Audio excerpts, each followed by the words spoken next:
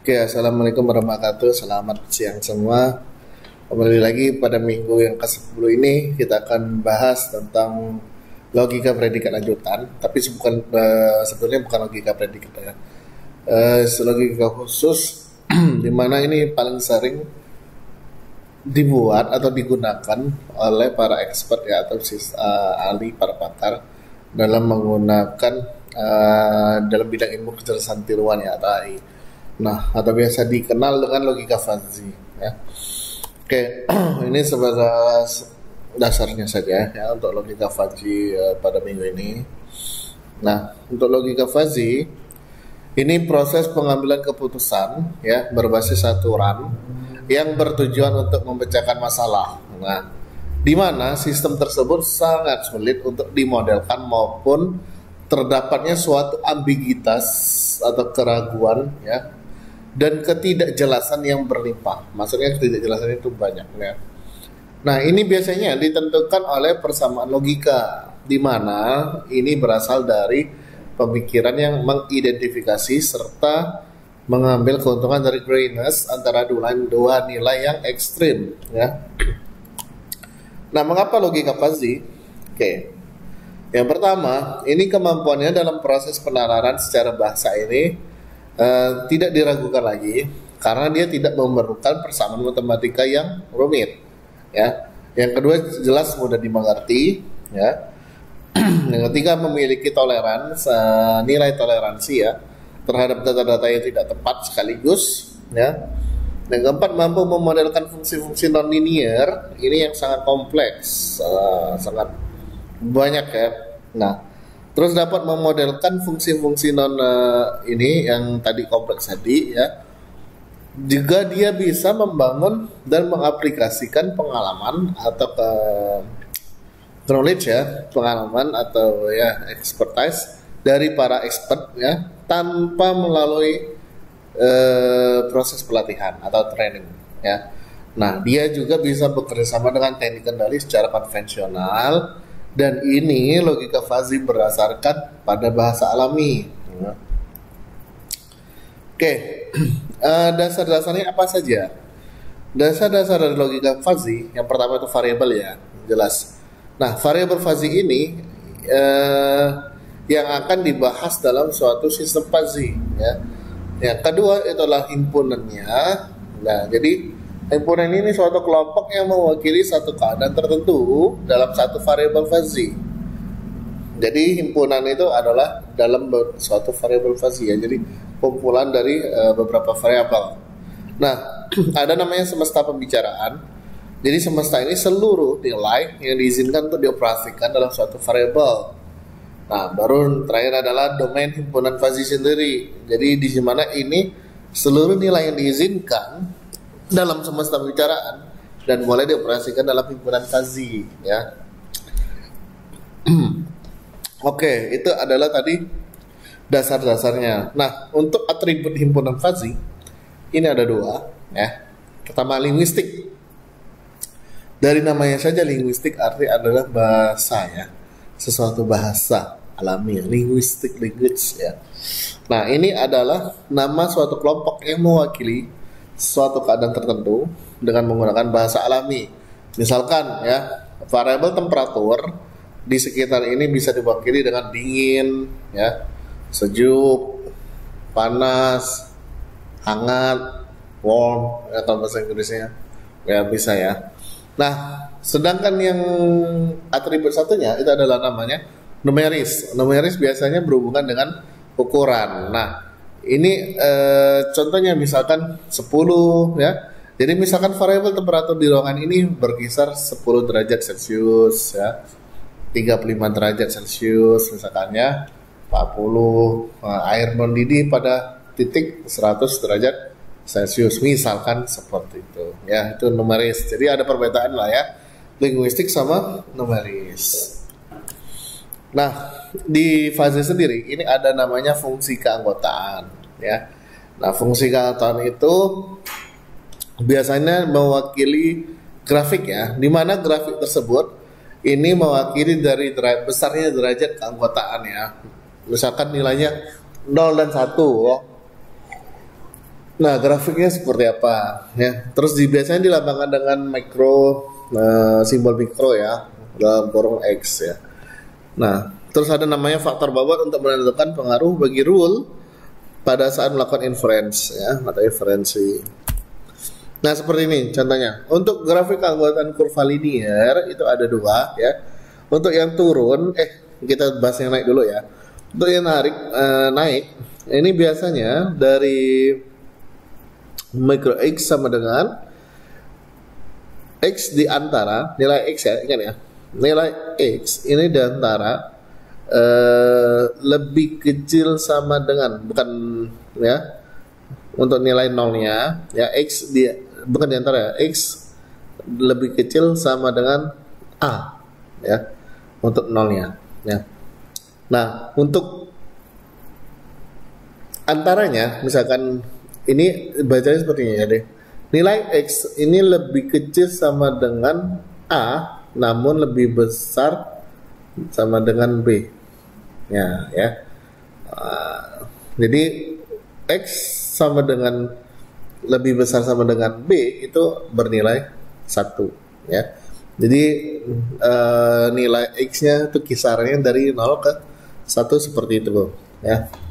Nah, untuk linear naik berbeda dengan hanya untuk linear turun. Nah, linear turun ini kebalikannya ya. Jadi nilai X ini lebih kecil sama dengan A, namun lebih besar sama dengan B, itu B min X per B min A ya. Nah, dan X akan lebih dan X bernilai lebih besar sama dengan B, ini adalah 0 ya. Jadi dia menurun. Oke, untuk grafiknya bisa Anda lihat di layar kaca Anda sendiri, perbedaannya seperti apa. Nah, kita lanjut ke grafik keanggotaan kurva segitiga. Tadi adalah linear naik, linear turun. Sekarang adalah kurva segitiga. Nah, segitiga di mana ini adalah nilai X ini lebih kecil sama dengan A, atau nilai X lebih kecil sama dengan C ya. Nilai X lebih besar sama dengan C ya. Nah, di mana nilai X ini di antara lebih kecil sama dengan A dan lebih besar sama dengan B ya. Begitu juga X lebih kecil dari B dan lebih besar dari C. Nah, jadi untuk derajat keanggotaannya bisa Anda lihat pada grafiknya seperti itu. Oke ya. Nah, untuk trapesium, bagaimana dengan trapesium? Nah, trapesium di sini ada 4 domain ya, di mana di situ A, B, C, D. Jadi nanti ditulisnya di situ adalah X lebih kecil dari A, X lebih kecil sama dengan A, atau X lebih besar sama dengan D ya. Nah, baru nanti di pertengahannya untuk bernilai 1 itu adalah X-nya lebih kecil sama dengan B, dan X-nya lebih besar dari C. Itu nilai 1. Nah, bagaimana dengan kurva bentuk bahu? Nah, bentuk bahu juga dimiliki 4, namun dia namanya juga bahu. Jadi dari atas dia turun ke bawah, dari bawah naik ke atas ya. Nah, bisa kalian lihat sendiri posisi X-nya di mana. Untuk 1 nilainya, terus untuk 0 bagaimana. Oke. Nah, bagaimana dengan kurva berbentuk S? Nah, S ini pun ada 2 ya. Ada S pertumbuhan dan ada S penyusutan. Nah, kalau S pertumbuhan berarti S-nya lagi keras. Kalau S penyusutan berarti S-nya lagi manyon. Oh enggak deh, bukan ya. Jadi S pertumbuhan yaitu namanya dari bawah, dari titik 0 ya, ini naik ke atas ya. Nah, biasanya untuk himpunannya S sama dengan S dalam kurung X, nah titik koma A B C ya. Itu untuk pertumbuhan dari 0 naik ke atas ya. Nah, beda sama penyusutan, dia dari nilai atas sampai ke bawah. Bukan S sama juga penyusutan, bukan S yang lagi mayon ya. Nah, ada juga namanya kurva berbentuk lonceng, ceng. Bukan kucing ya. Nah, kurva berbentuk lonceng ini ada kurva pi, ada kurva beta. Nah, untuk kurva pi ya, coba Anda perhatikan ya. Ini ada di mana titik pi-nya itu ya, XBC ya. Nah, jadi titik infleksinya ini berada pada titik 0 ya, titik awal sama 0 C ya. Makanya disebut XBC. Nah, beda dengan kurva beta ya. Kurva beta itu titik infleksinya itu berada pada dua titik ya, di mana yaitu titik C dan B. Makanya di sini disebut B dalam kurung XCB. Beda tadi sama pi. Pi ya dalam kurung XBC. Nah, rumusnya pun berbeda. Ya. Jadi ada dua lonceng yang berbeda ya. Walaupun bentuknya sama-sama lonceng, namun satunya adalah pi, satunya adalah beta. Nah, ada lagi yang hampir sama bentuknya dengan lonceng, namun bukan lonceng namanya, yaitu kurva berbentuk Gauss. Menurut Gauss ya. Ini lonceng juga, dia bentuknya lonceng tapi bukan lonceng pi beta tapi kurva Gauss ya. Nah, di mana rumusnya? Gauss G ya. Nah, ini dalam kurung XLC sama dengan E eksponen ya. Pangkat min L dalam kurung C min X kuadrat. Oke. Nah, perbedaannya bisa kalian lihat di mana pusatnya itu berada di titik C1. Jadi benar-benar di pusat Gauss ya. Lebar. Oke. Nah, jadi itu tadi dari beberapa sekian grafik ya, kurva, kita masuk ke arti dari derajat keanggotaan. Nah, di sini ya, jika mikro A X sama dengan 1 ya, maka X adalah anggota penuh dari himpunan A. Jika mikro A X sama dengannya 0, maka X ya, tolong perhatikan ya, yang di belakang lagi ngantuk kayaknya, maka X bukan anggota himpunan A. Nah, jika mikro A X sama dengan N, dengan N lebih kecil dari 0 dan N lebih besar dari 1, maka X adalah anggota yang tidak penuh dari himpunan A, namun dengan derajat keanggotaan sebesar N ya. Nah, pikirkanlah bagaimana kalimat saya tadi ya. Ini logika kalimatnya soalnya. Ya, sebentar. Nah, lanjut ya. Nah, seperti ini contoh kasusnya. Misalkan dengan himpunan tegas atau crisp. Nah, di situ misalkan ada mikro muda 34-nya. Umur 34 itu ada 1 orang ya. 35 ada 0 orang. Namun 35 plus hari sama dengan 0. Nah, untuk 35 plus hari 1 hari itu maksudnya 35, umur 35 lebih sehari ya. Nah, sedangkan untuk yang parobaya ini diidentikan dengan parobaya itu umurnya 35 sama dengan 1 orang dan 34 sama dengan 0. Namun parobaya 35 kurang sehari ini sama dengan 0. Nah, maka di situ grafiknya bisa Anda lihat ya. Untuk himpunan tegas atau kris. Nah, untuk himpunan fuzzy, nah, coba you lihat lah ya, you lihat picture in the front of you ya, the screen of you lah, you lihat different berbeza ya, tampaklah beza ya. Nah, jadi di sini himpunan muda untuk umur 40 tahun itu nilainya 0,25, not 1%, not one, just only 0.25. Why? Because dia untuk fuzzy umur 40 itu bisa dikatakan itu bisa muda ya, bisa parobaya. Kok bisa begitu, Bang? Ya bisa begitu karena kan fuzzy nilai adalah ketidakjelasan ya. Karena apa? Muda bisa dikatakan itu di bawah 45, ya enggak? Nah, parubaya itu bisa dikatakan di atas berapa? Di atas 35. Nah, di sini ada titik tengah di antara 35 dan 45, yaitu 40. Nah, 40 itu adalah nilainya 0,25. Nah, makanya di sini fazinya titik fazinya di situ ya. Berbeda juga dengan yang tua, misalkan yang tua di situ dengan parubaya tua itu minimal dikatakan adalah berumur berapa? 45 ke atas ya, atau 65 ya. Nah, di situ juga nanti bisa dikategorikan parubaya maupun tua. Nah, di sini ada namanya operator zadeh ya, bukan operator adeh gitu ya. Kan, operator zadeh. Nah, ini terdapat operasi yang didefinisikan untuk mengkombinasikan dan memodifikasi himpunan fazi. Kenapa?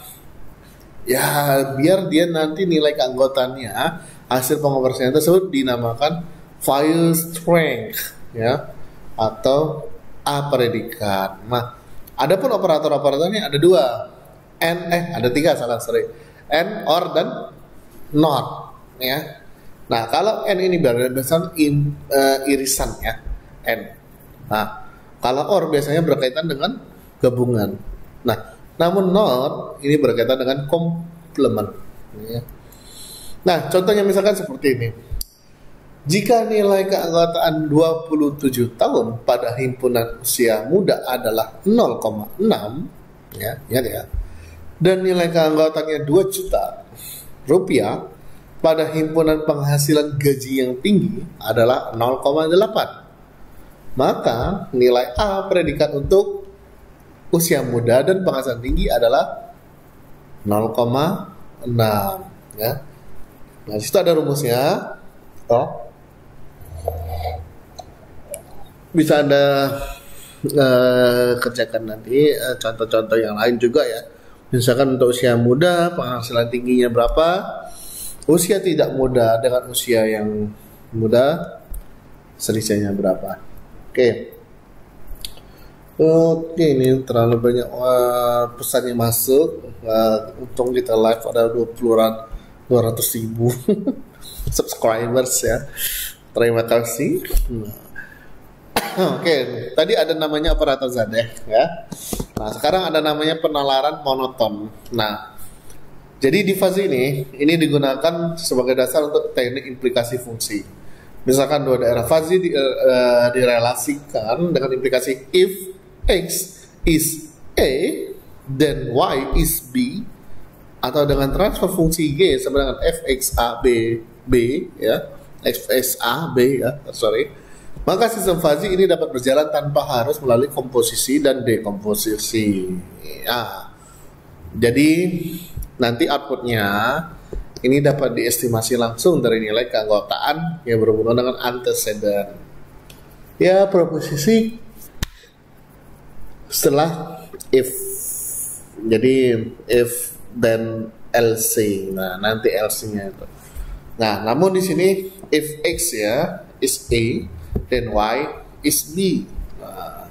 That like that lah. Nah, contohnya bisa Anda lihat ya. Terdapat himpunan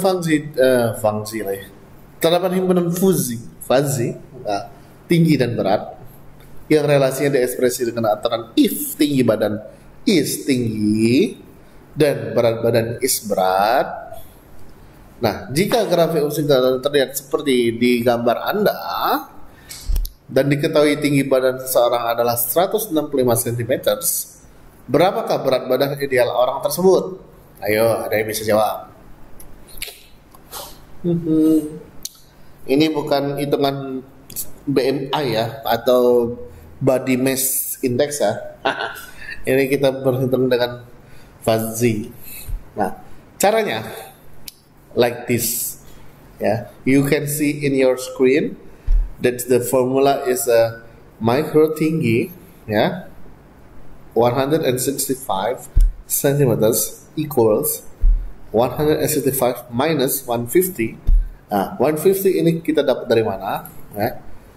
Dari soal. Ya. Nah, soalnya itu adalah tinggi badannya 150 sampai 170. Sedangkan untuk berat badan adalah 40 sampai 70. Nah, jadi rumusnya for tinggi ya, micro tinggi 165 equal 165 minus 150 divided 170 minus 150. So the result is 15 divide 20 and the result is 0.75 ya. Jadi seperti itu. Easy kan? Easy ke? Nah, untuk mematakan derajat keanggotaan tinggi badan ke berat badan pada daerah berat, tadi kan tinggi. Nah, ini berat. Nah, itu rumusnya sama, 0,75 didapatkan. Nah, pakai rumus yang di awal. Maka ketemulah beratnya seseorang adalah antara 59,4 kilo ya atau 80,6 kilo. Nah, berdasarkan grafik sebelumnya dapat diketahui bahwa nilai Y yang memenuhi syarat adalah 59,4 kilo. Di mana grafik ini kan ketentuannya 40 sampai 70. Sedangkan hasil yang kedua adalah 80,6. Berarti ini tidak ada termasuk dalam kurvanya atau grafiknya. Ya. Jadi bisa dipahami ya untuk operator Zade dan semacamnya dalam logika fuzzy ya. Karena logika fuzzy nanti ini ada pembagian lagi ya sebenarnya, ada algoritma Tsukamoto, logika Madami ya. Apa lagi ya? Fuzzy Tsukamoto ada ini ada 3 kalau salah saya lupa. Terlebih detail lagi nanti kita belajar tentang. Oke, sekian materi yang dapat saya sampaikan pada minggu ke-10 ini tentang logika predikat lanjutan atau khusus biasanya disebut logika fuzzy ya. Kalau ada pertanyaan apapun silakan bertanya di Google Classroom atau di WhatsApp group ya. Untuk nanti bisa juga live pada kita saat perkuliahan ya. Oke, itu saja yang dapat saya sampaikan. Sampai ketemu minggu depan. Billahi taufiq wal hidayah. Wassalamualaikum warahmatullahi wabarakatuh. Selamat siang semuanya.